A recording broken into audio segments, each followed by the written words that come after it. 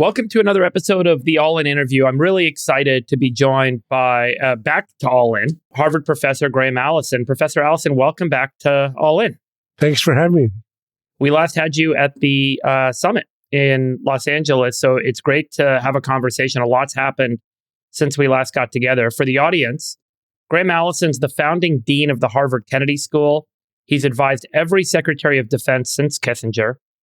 He's helped dismantle 12,000 Soviet nuclear weapons, and his book, Destined for War, remains the definitive framework for understanding the U.S.-China relationship. I think it's worth kind of bringing forward some of the things that have happened in the world since we last met. I'm going all in.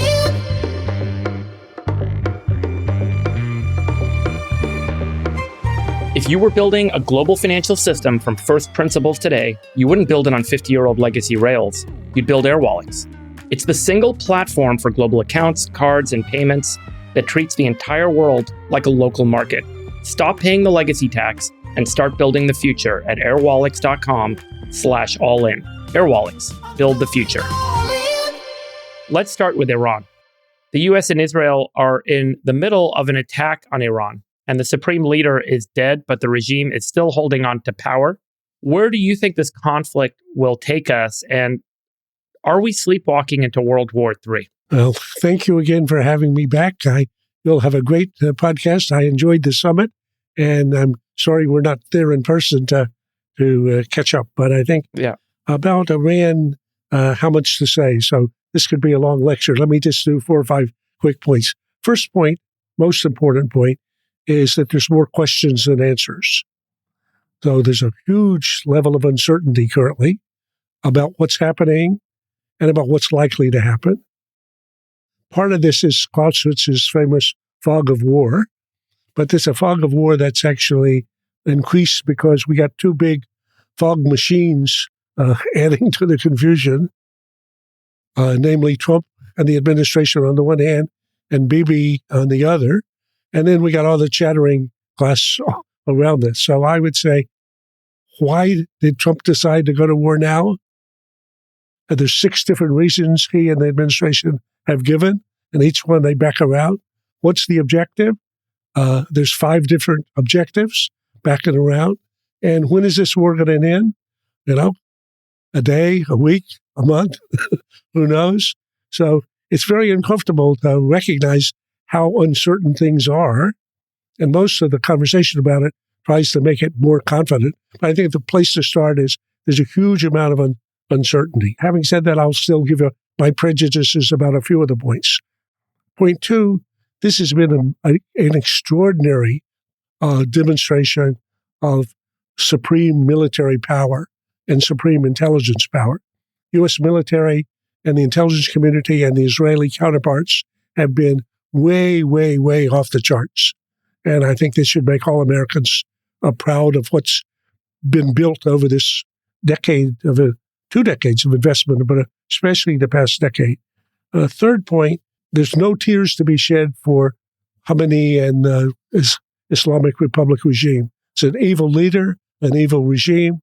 There's no bad thing that could happen to them that we shouldn't be cheering out of that. Next point, though, breaking something's a lot easier than building something. And destroying targets is something that our military knows very well how to do. Building a new regime change, is something that we know historically doesn't work very well. At least in Iraq and Afghanistan, we had every word said that's been said in this case, and we then went in all in and spent more than $1 billion of many, many thousands of American lives. And when we went to Afghanistan, the Taliban were ruling. When we left Afghanistan, the Taliban were ruling. So I would say, unfortunately, it's against a backdrop that's hard. The next point, slightly more controversial, but I think this is Bibi's war. If your reader or your listeners don't remember Moby Dick, they should go look at it again. Ahab had this obsession with the white whale and tried to find a way to kill the white whale whenever he could. For the last 2 decades, that's been Bibi's number 1, number 2, number 3 agenda. He's tried to sell that war to Obama, to Trump 1, to Biden, and how he succeeded in mesmerizing Trump, whom I thought had his number. I was surprised. So I'm pro-Israel, but anti-Bibi in this respect. And I think that I understand he's a brilliant politically, but I don't think this, the arguments that were made that Trump has actually repeated, that Iran was about to attack us, I see no evidence for that. That Iran was about to get a nuclear weapon, I see no evidence for that. That Iran was building an ICBM that was going to attack the U.S., I see no evidence for that. There's many, many bad things about the Iranian regime, but not most of the claims that were made. So I look at this and I hope it turns out well, but I remember that in wars, very frequently it's easy to get in and it's quite difficult to get out. Let me double click on that point. You mentioned there's multiple reasons that the administration has messaged for doing this, multiple views on what success looks like, multiple timelines on ending it, and that this is Bibi's war. How do you think Trump was motivated to do this? What is the real motivation? And I will ask this in the context of the big delegation and visit to China coming up next month. Is Trump motivated fundamentally to create leverage with China and use this as a tool to try and maximize his negotiating leverage going into the Chinese negotiations? That's a great question. And I wish that the answer was this was all part of a grand strategy. That would make me feel hugely better. But I try to do Trumpology, and I was actually having dinner last night with Bill O'Reilly, a former student, who I think is one of the better Trumpologists for trying to interpret. And we were going back and forth through this. It's easy enough to see why the window, tactically, the window in which this attack occurred was chosen, because here you got the supreme leader and 40 of the other leaders of Iran out in public. So that's an opportunity as a target, and the best opportunity that's come along. The question is, why would you be attacking them? And especially Trump, given his campaign and his previous views about not repeating the mistakes of the people that took us into endless, windless wars. And I think I think Bibi is a magician. I think his single-mindedness is impressive. I think his agility in making arguments and developing arguments is impressive. How he managed to persuade Trump this was a good idea for the U.S. now, I don't have a good idea. And I think that if I listen to the reasons why even the people closest around him have given, or that Trump have given, they don't seem persuasive. Now, partly Trump is erratic. Partly he sort of, acts on the basis of instincts. Somehow it came to him that this was, something that could be done. I think actually Bibi painted a pretty, the upside of this picture, if it's successful, and I hope now that we've gone into it, it would be redefining security in the Middle East for a generation. So getting rid of the Iranian regime as the Bibi and company have gotten rid of the proxies of the regime earlier, which again, since October 7th, been extremely impressive, could possibly, you could say, well, there's going to be a whole new Middle East. And if the Middle East were all like the UAE, that would be fantastic. Fantastic for all the human beings that live there. So I think maybe he got excited by the upside, not quite careful enough about the risks or the downside, because the number of ways in which this could go wrong, if we woke up tomorrow or today and a couple of ships have been sunk or a couple of hundred of Americans have been killed, this is going to have a very different image. And you think that this is independent then of the action with Maduro and independent of the big delegation headed to China for a big negotiation next month? Well, I wouldn't say entirely independent. I would think with Maduro. So Trump, I think this is my armchair Trumpology, but I would say initially he thought tariffs were a magic wand. And every leader thinks if you have a magic wand, that's fantastic. He's tried the tariff magic wand and discovered it didn't quite have all the effects that he imagined on Liberation Day. He then discovered the American military, which genuinely is a huge one. And the Madero operation was just spectacular. I mean, again, it's a military and intelligence operation. Brilliant. No other country in the world could even imagine doing something like that.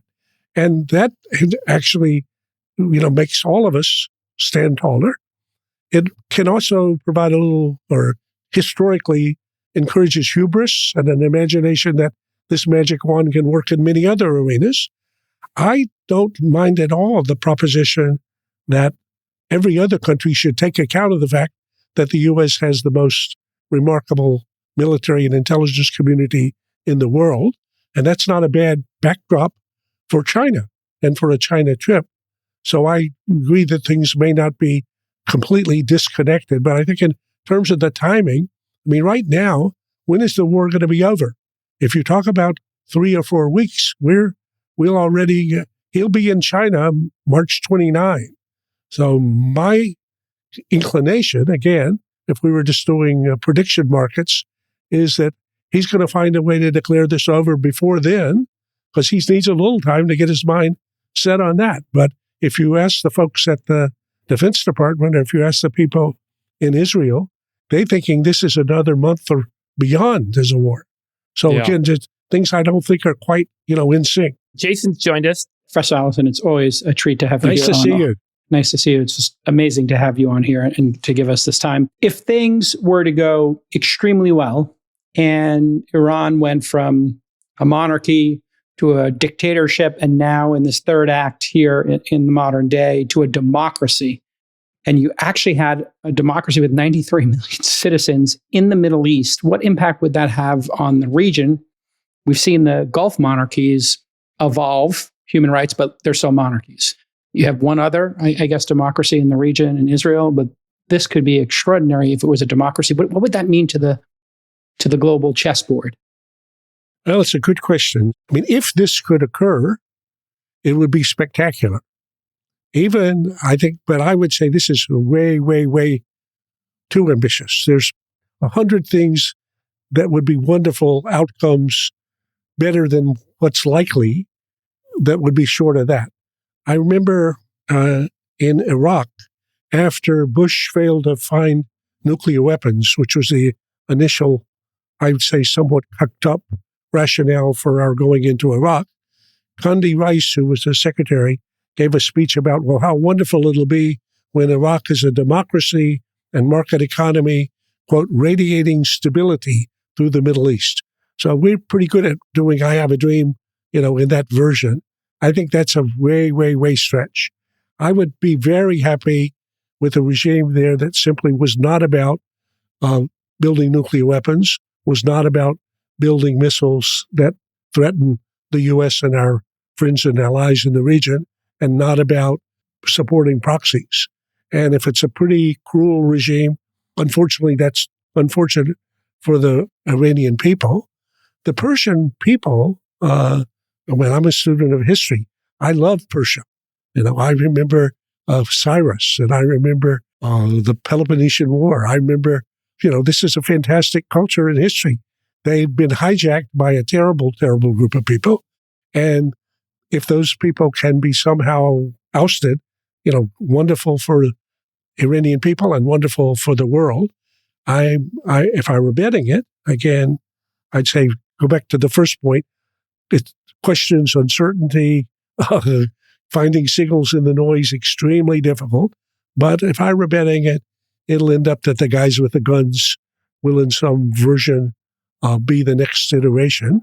And if they're tamer and less determined to threaten our interests, will this have been worth it? Well, again, we'll have to look at, over the longer run. I think the other thing that we know about wars is that they're unpredictable and that they have many unanticipated consequences. So I think as we watch what's happening now and see what impact does that have on oil and gas prices, predictable, so you can see, and going and going. Well, what impact does that have on other countries? huge. So the number of countries now whose economies are being disrupted by this impact and therefore blaming us for it. So I had a call from someone in Taiwan yesterday saying, wait a minute, did anybody think what it's doing for us? Since they get about half of their electricity comes from their natural gas that is now coming, now not coming. If you ask about what is this meaning for Ukraine, all the patriots that were to hope to prevent missile strikes from Russia on Ukraine are now in the Middle East.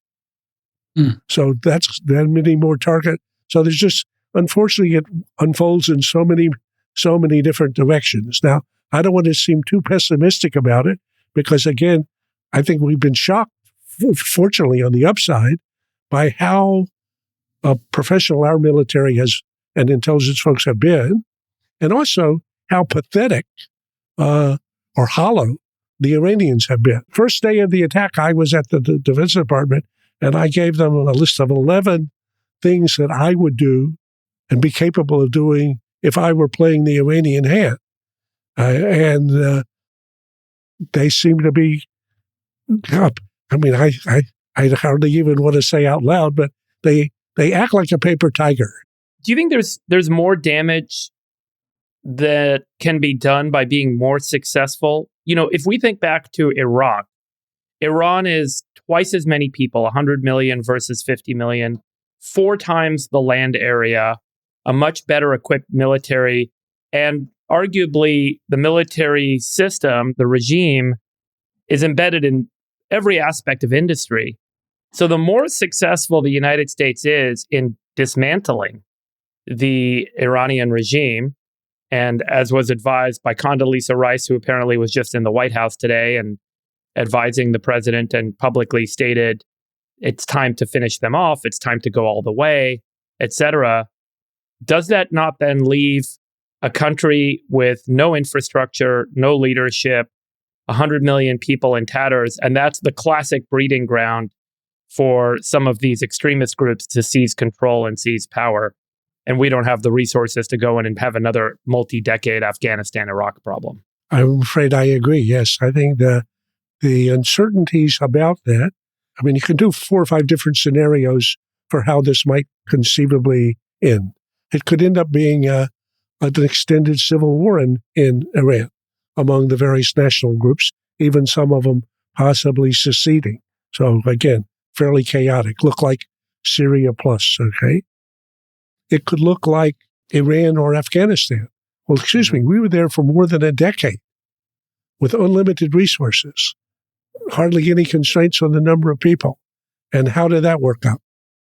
So I'd say that I'm a small c conservative and kind of think history is not always, it's certainly not the only guide, but is a good place to start. Oh, I would say nervous, yeah. Is it too late to have a Venezuelan outcome where we've taken out the head of the snake and we've simply replaced it? The snake can continue operating and living without too much destructive damage and effect, but it seems like we may be a little too far gone now in Iran, and that to take this all the way might be very difficult to manage.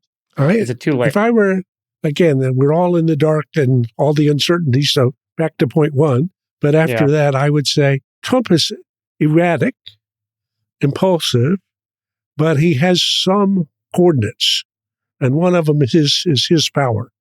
Okay? Mm-hmm. November 3rd is a big day for him.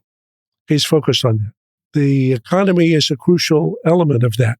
That's part of the framing of the China relationship. The impact of this on the economy is already evident, okay, and could become more evident. The public opinion, again, I think I saw today in the journal that he's sent Higsmith out to sell the war. Mm-hmm. Good luck. Mm-hmm. I'm not sure he can sell. So the public opinion of this, it's about 6-4 unfavorable because they didn't make the case for the war in advance. The impact of this on other parties, including parties that we care about, is negative. So I could easily imagine in the next week even, him declare, if you look at actually the way in which he's left himself room to declare victory at having, as you say, cut off the head of the snake, destroyed their nuclear capabilities, destroy their ability to project power, or in the Defense Department, we always say destroy or degrade. Degrade has a lot of dimensions, as you would point out. And now it's up to the Iranian people to seize their own government and take advantage of themselves. The difficulty with that will be Bibi wants to fight on till the regime is destroyed. And that'll be an interesting struggle to see how that goes. Earlier, Trump demonstrated that when he thought it was in American interest, he was prepared to pull Bibi's chain. So we'll see. This is, I think, before we move out of the MENA region, a topic that's coming up. There's obviously no support for this war in America.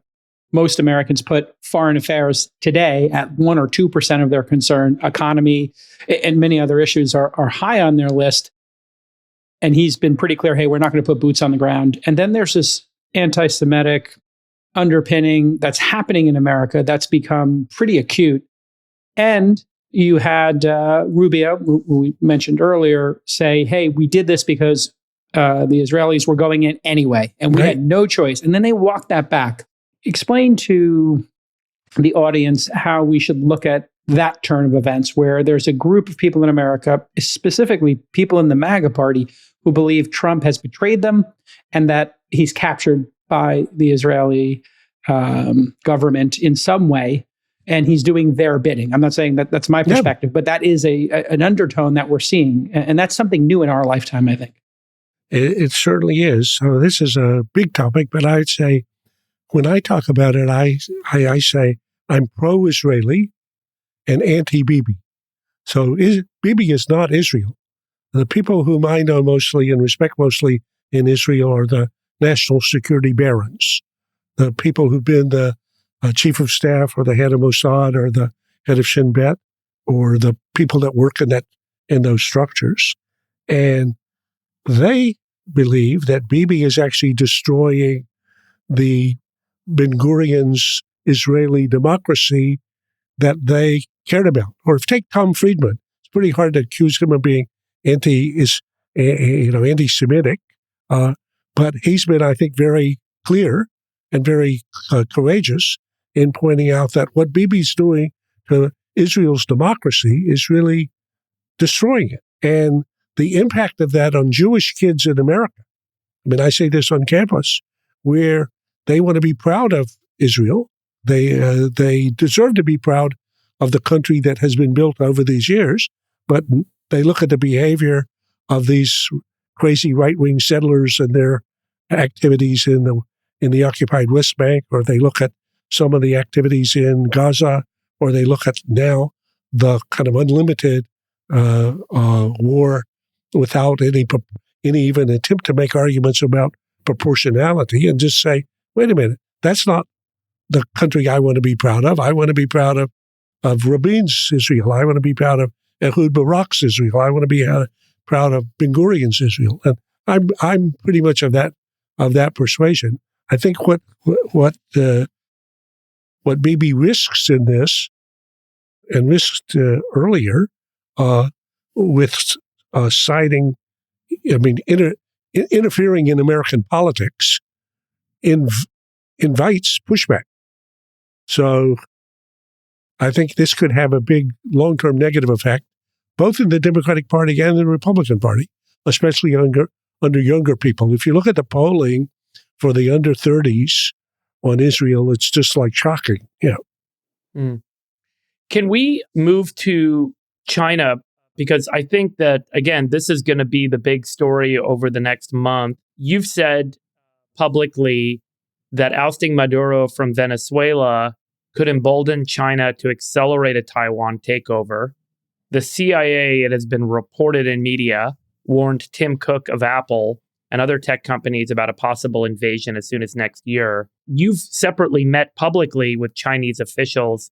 What's your view on the likelihood and the timeline of a China attempted takeover of Taiwan? And what are these kind of motivating factors that might make that happen sooner? So let me clarify. I'm not sure, or I may have been misinterpreted, but obviously the Chinese watch very carefully. They study wars and they will learn lessons from what's going on here. But I don't think I don't think the Venezuelan operation, other than making them feel envious about the capabilities, will impact their likelihood of attacking Taiwan. So Taiwan, number one, I think the likelihood of an attack on Taiwan this year or next year, or even into 28, but let me just do 26 and 27, absent some major provocation by Taiwan or some other third incident, is very low. I'd put it at about where the prediction markets are, 5% or something low. So I'm not counting on that. Secondly, why is that so low? I'm just curious. Why 5%? Yeah. Okay, because first, they have a theory of the case of what they call peaceful reunification, and they think things are evolving in that direction.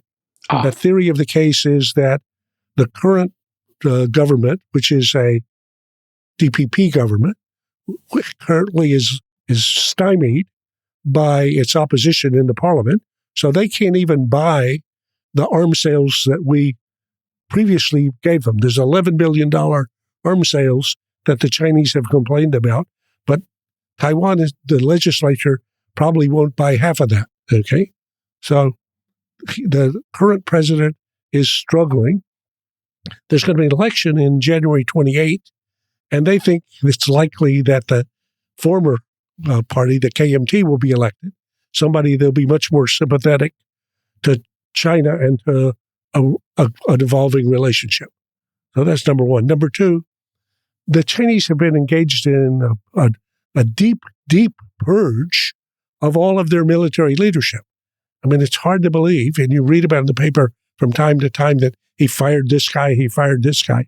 He's fired the equivalent of every four-star in our whole political system, and every combatant commander, and every commander who would be commanding the forces over, to deal with Taiwan.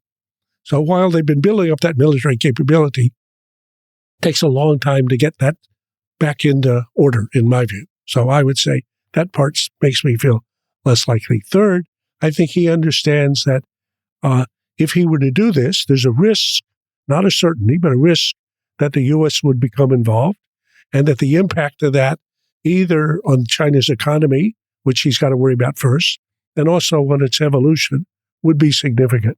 So I'm looking for, finally, in Trump, he has the most accommodating president that China is likely to see with respect to Taiwan. So Trump has made no secrets. I mean, he talks publicly of his views about Taiwan. In, I think, a couple of the memoirs, there's this discussion where he's in the Oval and he's talking about Taiwan, and somebody asks him about Taiwan. He picks up one of those Sharpies and goes, dump, on a spot on the Resolute desk. And he says, that's Taiwan. Then he draws his hand around the whole desk. He said, that's China. So I would say I'm less worried about Taiwan on the current path. Now, over the longer run, the Chinese are absolutely clear, Xi and all the leadership, that Taiwan is an inseparable part of China, and how that could be satisfied in a way that allow the Taiwanese the degree or substantial degree of the freedom for both their economy and their society is the challenge that we've been struggling with for a long time. But the good news is we've been doing this for 50 years, and Taiwan has never seen such such circumstances. So I say to the Taiwanese friends, basically, don't screw it up. Are we taking the right course of action, do you think? I guess the big question for you is, what's the strategic imperative to keep Taiwan from falling under direct Chinese control for the United States? And are we taking the right actions to hedge our bets, if you will, against that happening, meaning onshoring of semiconductor manufacturing, but also maybe from a defense perspective and positioning perspective, you can share a little bit about whether we're sure. That's on a the right track. big question. So first, Scott Bessent, the Secretary of the Treasury, when he's asked about this, he says the biggest threat that he's ever seen is the fact that 96% of the advanced semiconductors come from one small island that could become cut off. So TSMC, as you all have discussed before, produces the advanced semiconductors for essentially everybody, of whom we're the principal consumer. And we prevent them shipping this to China. So that's a pretty complicated situation to begin with. Secondly, Taiwan is halfway around the world, as President Trump says, and 90 miles off the shore of China. And we're far away, and we have a lot of other things to worry about. So it's a little bit like Cuba. So inherently indefensible if China were seriously determined to either destroy it or to take it. Now, on the other hand, since the opening to China and the Shanghai Communique, there's been an agreement of maintaining a status quo with the U.S. commitment being what's called strategic ambiguity, in which the U.S. and China have been committed to Taiwan. Internal development is left to its own device, and China doesn't use military force to prevent that. But we say Taiwan there's one China, and the only China's capital is Beijing. And then we have a little bit of ambiguous way to talk about the relationship between Taiwan and China, but certainly letting it evolve in any way that the parties would be prepared to live with. Most people expecting that over time, this relationship will work its way out. And when I talk to Chinese about it, I say to them, first, you've never seen 50 better years on either side of the straits. So this has been fantastic for both societies in terms of what they care about. And secondly, if they look at this situation, if China's core strategy is correct, which is the inexorable rise of China, and that continues, in another decade or two, Taiwan will look like a flea, and therefore not going to be an issue. If China's main narrative doesn't work, Taiwan is not going to be their biggest problem. So they should work on the other issues. Yeah. If you think about China projecting influence around the world, how important is it for them to continue to do that? There was recently an objective, I think, of a GDP growth in the 5% range, 4 to 5%. Yeah. Is that right for China? Which 4.5 to 5, yeah. 4.5 to 5, which is a record low in recent history for them. Is it imperative for China to continue to extend geopolitical and economic influence around the world to grow its economy? You know, going back to the framing of the rising power, do they still need to do that to keep people happy at home? Or is China going to be able to maintain happiness at home in a multipolar world where China and perhaps the US and perhaps some other countries share influence around the world? This is one you raised and we talked about the last time, which is interesting. I think we agreed. So let me just again, for people that don't remember, start. So first, China is a meteoric rising power. Never has a country risen so far, so fast on so many different dimensions. If you take a snapshot of the year 2000 and the year 2025 and compare China on any metric of power, it's just dumbfounding. So a country that I have compared it to kind of like a Formula One racing, a country that we couldn't find in our rearview mirror in 2000, because it was so far behind. We have trouble finding in our rearview mirror today because it's beside us or in many races even slightly ahead of us. So that's GDP. It was less than 5% of global, or it was less than a quarter the U.S. in 2000. Today, by purchasing power parity, it's 25% larger. In 2000, trading, it was 5% of global. today, and we were 15. Today it's 35 and we're 25. If you do advanced tech in any arena, take 5G, my goodness, take EVs, my goodness, take whatever. Okay, so rapidly rising power. That's essential. That's the infrastructure for their grand narrative, which is the inexorable rise of China to its natural position in the international order, which they think is at the top of the pyramid. So they are absolutely determined to be number one in their own arena to begin with. And then after that, maybe more. And they have the second proposition. There's the inexorable decline of the U.S. And they look at the various parts of the U.S. and the components, including getting involved in unnecessary wars as part of that story, that part of their narrative. And that dynamic, the shifting of the seesaw, is what gives you this Thucydidean dynamic that we discussed before, which most often, hard as it is to believe, but most often discombobulates people so much that then some incident or accident, like something that happens over Taiwan, leads to a vicious circle of actions and reactions that drags them into a war, after which they think, my God, how did this ever happen? So that's a long story, but I would say the economic piece is essential for this. And that economic piece means they want to be the manufacturing workshop for the world and the foundry for the world and the supplier for the world. There are two major challenges they have, I believe. One of them is population decline. Right. The other is unemployment. And the AI that we've seen and what's hitting first could hit them in a major way. Manufacturing is moving to robotics at an alarming place. Then you have things like self-driving, which is a major job there for many people. So on those two axes, when you see the youth unemployment, which I think is 15 or 20% in some locations in China, and population decline, is that Xi's two biggest challenges to deal with? And how does that affect this, relationship? Good question. And this is more in your space than mine, because I've tried to follow. But Elon says there's going to be more robots than people. Okay. Yeah. And if you ask him where are the most advanced robots in the world, the ones that are kicking his ass, or he worries about, they're China. So they got a huge number of robot companies.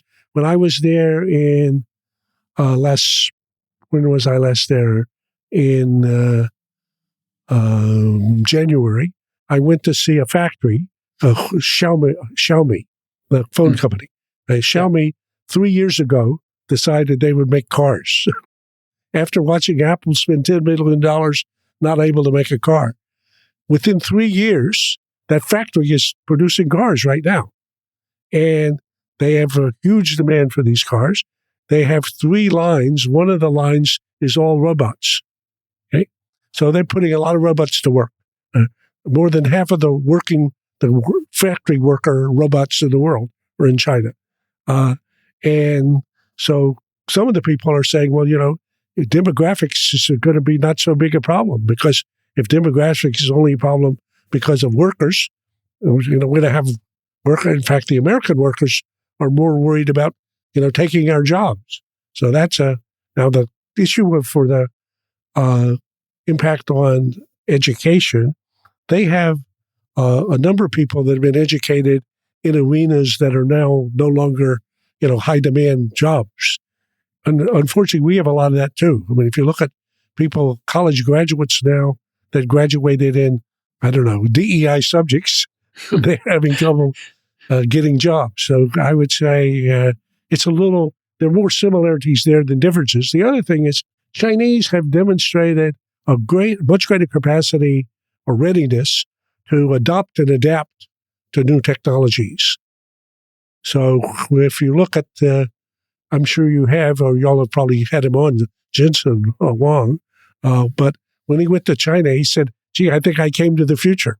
The people don't, they don't use, not only do they not use coins, they don't use bills, they don't use checks, they don't use credit cards. They just have their face and then go through the store. Let's shift around to what some have described as the longer term playing field, which is near the Arctic. Some have argued that much of the recent push for Greenland by the United States is driven by the military threat coming over the Arctic from Russia and from China. I'm wondering if you could just help frame for our audience, why is Greenland so strategic to the United States? And is this effectively a proxy for defense against China and Russia? And why now? Another big question. So let me start with the bottom line. I think that, at least from the judgments of the people whom I respect the most, we, the U.S., can get everything we want from Greenland without invading it or owning it. So Greenland has been an important base for missile defenses, a tool base. We had 2 other bases that we closed, but we can open as many other bases as we want, and they're very amenable to that. I think President Trump's right to say, well, yeah, but I don't want a short-term lease on these bases. So I would say a 99-year lease sounds like a pretty good lease to me for, in 99 years, God knows what's going to be happening. But to the extent that missile defense and is part of it, which it is, I would say that's a part.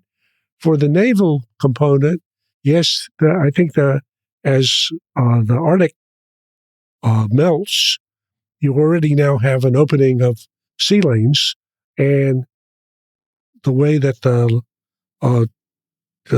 territorial ownership, the abutters have their claim to the local and the regional, and there the main claims are Russian and Canadian. We have a chunk from Alaska, and then Greenland would be a piece of that. So I would say that's relevant. But those sea lanes, at least for the Navy people I talk to, they're not as important as they used to be, because now there's so many different ways to get it. You're not going to try to blockade a waterway with ships. You're going to do it with smart mines, or you're going to do it simply by attacking the ships on the way. And if it's underwater, underwater is pretty much all the same. But it's good to have narrow places and shallow places for looking for things. But so I would say, I think Trump's Greenland venture was more like for fun. Plus, I think one of the people that knows him well says, remember, he's first off a reality TV producer and star. So he just has fun starting with a drama, getting people very excited, letting the tension rise, and then finding a resolution. And I think we're on track to a resolution there. Let me push back just on that Please. point. What I have heard is that there's rising socialism in Western Europe, growing concern that over time, as socialism becomes more of the mainstay in the governing models in Western European nations, those nations fall more under the influence of China. And as a result, if you think about the influence that China could then have on Denmark and on Danish foreign policy, if the United States doesn't secure what it needs for the long term, and it may not know what it needs for the long term physically in Greenland today, we only know what we need today, that we're at risk of China having outsized influence over Greenland tomorrow. And that's the real reason for the big push today for Greenland. How does that sit with you? And does that align kind of with what some folks are concerned about? I have to think about it. I hadn't heard that argument just that way. Again, what is socialism? It's complicated. Certainly the Chinese, well, yes, they're socialists in some respect. I would say capitalism is, they're autocratic and they're party-led, but then their economy is essentially fiercely capitalist. You have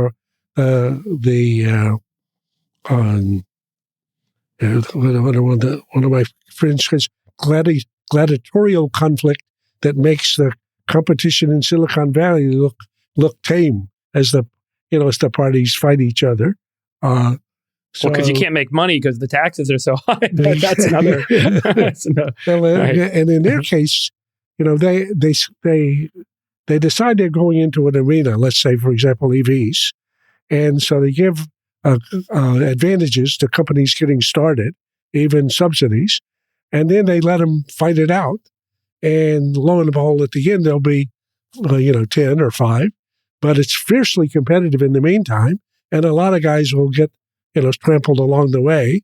And then those guys are excess capacity and they'll sell things off, without any concern about the capex. They're just, as long as they can stay ahead of the game, selling items or even selling out their inventory. So I think watching the evolution of other countries, including Europe, and their relations with China as well as with us in this game is a very relevant point. And I would say that one of the things that the Trump administration has had trouble with is recognizing that if we're in a fierce rivalry with China, they got 4 times as many people. We need to have some allies with heft on our side of the seesaw to keep it from going the wrong direction. And so, yes, sometimes you need to give your ally a cold bath in order to get them to shape up. But I think getting Canadians to think of us as an enemy is a pretty wild idea. Any treatment that comes to that conclusion, and if you take Carney, whom I know from when he's a Harvard College kid, he's as American as anybody, or he was. But the idea, if you go and threaten a politician's survival, that's a pretty good way to piss him off. And if you threaten to take territory from people, that's a pretty good way to make them feel hostile. So this is an unusual treatment if we're trying to, get guys with heft on our side of the seesaw. At the World Economic Forum, I wasn't sure if it was Davos or another one of their forums. Were you at the Davos one this year? Sure. So as a total aside, just bringing President Trump's impact, it was 2.5 days of people wondering what he would say when he got there. The town shut down as people watched his 2-hour stand-up, delivery, and then another 2 days of people sort of trying to understand and figure out what happened there. So there's something it was a reality TV show for sure. Yeah. So he took over the whole forum. This fellow Mooch, who was his communication guy for a week or 10 days till he got fired in the first administration, said on the first night I was at an event, he said, remember, this is going to be a reality TV show. It's going to start with the claim that we're going to invade Greenland, which, my God, invading in a lie, that's a pretty big deal. He said, then you're going to watch the drama build.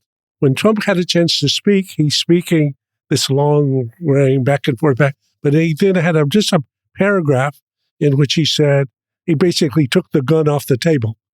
But before that, he was doing a mafioso act, even some mafioso lines about, you can either have it the easy way or the hard way. That's a Godfather line. And so people were saying, yikes, what has been loose on us? So now you have all this drama, but then he says, I've decided we're not going to invade Greenland. He just passes that off. So now the temperature goes down. And now the third day, he does some other institute or board of peace. And he says, we now have a framework of an agreement. So I think half of the time he's having fun. Yeah. It's sort of it does get people's attention. Sure it does. You, on a substantive basis, shared a framework, 80, 80, 9. And I think I've spent a bunch of time listening to the talk he gave and some people's reaction to it. Maybe you could share it with the audience and why it's important. Oh, thank you. I'm glad you. So I think this is a big idea. So these are 3 numbers, each of which is the answer to a question. And if you can remember the 3 numbers and you can identify the question to which each one is the answer, you have the big picture about international security in the lifetime of yourself and even your parents. That's virtually everybody who's alive today. So the first 80 is the answer to what? How long it's been since a world war. How many years since a great power war, since a world war? Yeah. Now, Whoa, wait a minute. 80 years? This is the longest peace in recorded history since Rome. This is not natural. This is very abnormal. Didn't happen by accident. This was what the people who founded the international order after World War II were trying to build, a new world order. Because they had just lived through a terrible World War II. Simply one generation before, they remembered, hey, there was World War I. So if we just keep doing this, we should expect World War III. It should have already happened. If it could have happened at the Cuban Missile Crisis. So no great power war, fantastic. But a fragile, a work in progress all the time, eroding, inevitably for many, many different reasons. Okay? Second 80. How many years? Since we've had a nuclear bomb go off. Fantastic. So think about that. If you had gone, if there had been prediction markets and you had gone in 1945 or 50, you would have got 10,000 to 1 odds against that. It's impossible. A weapon that ended World War II and you're not ever going to see any use of those weapons in war? Whoa. And then 9? The number of countries, nation states, that have nuclear bombs today. Fantastic. Okay, right. Now, how in the world could you have only 9 countries having nuclear weapons? Nuclear weapons being your kind of ultimate security blanket. Again, John Kennedy, 1963, said by the 70s, there'll be 25 or 30 nuclear weapon states, because he thought that as states acquired the capability to build nuclear weapons, they would do so. Today, 95 states could have nuclear weapons in a year or two if they decided to build them. Actually, into the 70s, Sweden had a serious nuclear program. South Korea had a nuclear program. Taiwan had a nuclear program. U.S. closed those down, created the so-called non-proliferation regime. That's accounted for this 9. But I would say, again, fragile, eroding, not likely to be sustained. So when I try to do my giving thanks for, things that I should be thankful for 80 years without a great power war. If there were a great power war, you and I, we wouldn't be here. And we wouldn't be having this conversation and all the other issues we have to deal with. So I would say the 80 and 9, we should not take for granted. We should give thanks for the work that was done to build them. And then we should notice what's going to be required to sustain this. And we almost had a 10th nuclear power in Iran. We did. And we had the latest 2, if I'm correct here, you'll correct me because you're the expert, Pakistan and North Korea. And we had that one Dr. Khan, I believe his name was, from Pakistan, who was trying to spread and sell these. So absolutely. Did we make a critical error, we being the West, even the East, humanity, the leadership, of letting Pakistan and North Korea into this club? Well, I mean, not into the club, but allowing them to get nuclear weapons, which is right. The Israelis have had a different idea. And this goes back to the original attack on Iraq, in Osirak. I call it affirmative non-proliferation. So they say, we're not allowing nuclear weapons in our neighborhood. And they've destroyed the nuclear weapon project in Iraq. They destroyed the nuclear weapon activity in Syria when the North Koreans were building a plant there half dozen years ago. And now they've been the leaders in the destruction of the Iranian nuclear program, which we participated in. However, I'm uncomfortable about the wars, even in Iran. I have to cheer for this because I fear additional nuclear weapon states. And I wish that we had managed somehow, let's take the North Korean case. I've even said this to Chinese officials. I said, we and you made a terrible mistake. Maybe we made a bigger mistake to let North Korea get nuclear weapons. But what we should have said to you is, hey, we have an idea. Nuclear weapons are either good for North Korea and South Korea, or they're good for neither of them. Your choice. And that would have been hardball. But I think the idea of having Kim Jong-un have now more than 100 nuclear warheads and missiles that can reach the American homeland is crazy. I mean, here we're talking about Iran and what it might be. Excuse me.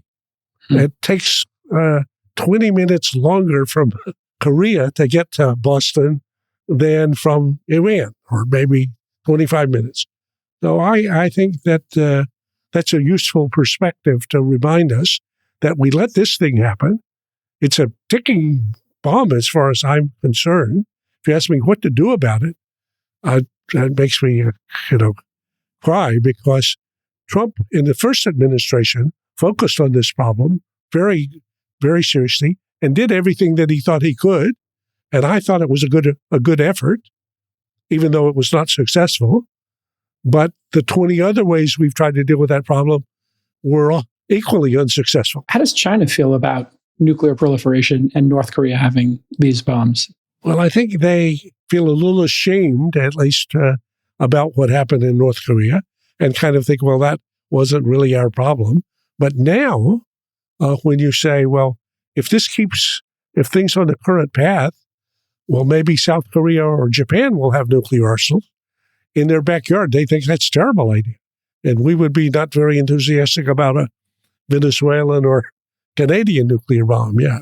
So, Dr. Allison, just to kind of wrap our tour of the world here, come back to the United States. Since we last spoke, there have been a number of mayors elected in this country that are self-declared socialists or Democratic Socialists of America, DSA. And there's a rising populist movement in the United States that seems to be manifesting in many cases candidates that look and act like true deep socialists and want to enact socialist policies. What is the risk to the United States if this continues to go the way it's going? And what is the risk to the United States, do you think, in 2028, if we have a Democrat-controlled House and Senate and a very populist Democrat candidate that looks like a DSA member? Where does this take us? Well, again, good for you all for thinking of uncomfortable, heretical questions, but real. So if you look at the numbers, I've been looking at them lately. They're hard to believe in terms of the split between wealthy and poor, or rich and poor. If you look at the who's benefited for the last generation in terms of the 0.01%, the 1%, the 10%, the 20%, well, that's us and all the people that we know virtually. And therefore, when we say the market is, third year in a bull market, and my goodness, here it's up 15 or 16%, or this 80 or 70% of people, this is not part of their lives. And when I look at the numbers about both what I think the facts are and then even more people's perception, it's just not stable in a democracy if everybody gets a vote. And if the top 10 or 20% are taking 80% or 70% of the pie, that's not stable and sustainable, I think. And it's a political invitation for a populist and demagogic, you don't even have to be a demagogue to say that's not fair, that's not reasonable. So I think that it's not, this is beyond my, I can hardly deal with the problems I focus on. This one is one that I look over my shoulder and think, gee, wait a minute, this can't be true. But then whenever I've been looking into the numbers lately, they look as bad as they appear. And then this is extremely dangerous. And I would say yes. And so I haven't heard people talking about plausible ways in which, this could be addressed. But I think it's an invitation, for some more radical ideas. And so while I like very much the Trump accounts for kids to give them some stake, I think that's a fantastic thing.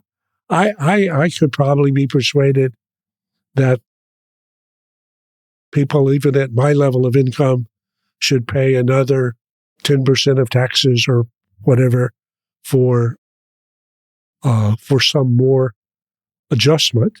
I think the kind of adjustments that are basically putting people on the dole or support for non-productive or semi-productive activity makes me very uncomfortable. Unless they're lame or ill or You're aged. referring to UBI proposals, people getting a universal basic income that takes motivation. That makes me less. I like incentive. I think the stuff of America has been the opportunity for people to be incentivized to invent, create wealth that's benefits for everybody. But if the jam is not getting spread to 70% of the people, that's not a sustainable political situation. And I think, I thought it was in the New York campaign, we got to see some preview of a bit of this. And in the primaries, you're seeing people going into this space. I haven't seen anybody with a coherent program yet, but I think for serious people thinking about what's good for the country, it's a good one to worry about. Well, it does seem, Freeberg, that there's a couple of proposals here: minimum wage, maybe some type of a wealth tax. There are things that people are talking about. We may not all agree with them, and they may be hard to execute, but one of them is for the people at the top. I think you would agree, Professor Allison. The people at the top have the most to lose here, and they should be thinking about it, and maybe there's generosity and maybe giving away wealth in a more thoughtful way, because there's so much wealth in this top 1%, 10% that they can't possibly spend. And so this might be something that group of people should be thinking a little bit more about. In the State of the Union, Trump called out, Dell and a couple of other people for having stepped up and say, okay, I'm all in on this. I would say there's something that certainly it got my attention and made me think maybe I should be doing something different. Yeah. Right. Well, Professor Allison, they say that you can measure a man's knowledge and thoughtfulness by his humility. I will say you have extraordinary depth, and you've thought so deeply about so many of these issues that this world is facing right now. And yet you act with such humility and grace when you speak about them. I want to thank you for that. I want to thank you for taking the time to be with us today. Really appreciate it and look forward to doing it again in person soon. Yeah. Thank you so much on behalf of the audience, and just on a personal basis. This is such a delight and privilege to be able to do this with you every year or two. And man, I hope we can just do it every year, because it's the highlight of my year when we get to talk. Excuse me. It's an honor for me. Thank you so much. And thank you for what y'all are doing. And thanks for thinking of such hard questions. Take me home tonight to think about socialism. Yes. Yeah. Okay. Thank you, sir. Thank you. I'm